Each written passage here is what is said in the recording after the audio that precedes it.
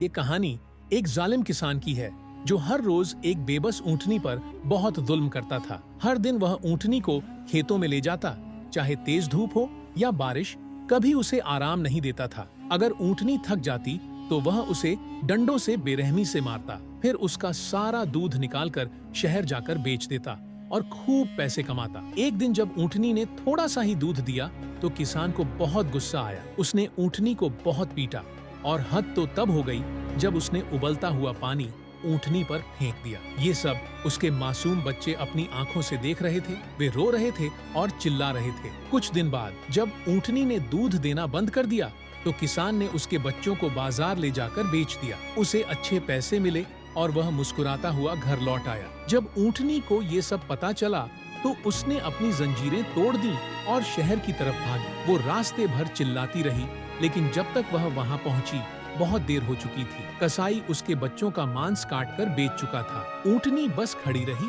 कुछ न कर सकी। उसकी आंखों से आंसू बहने लगे और उसका दिल टूट गया। अगर आपने अब तक माँ के लिए लाइक और सब्सक्राइब नहीं किया है तो अभी कर दो।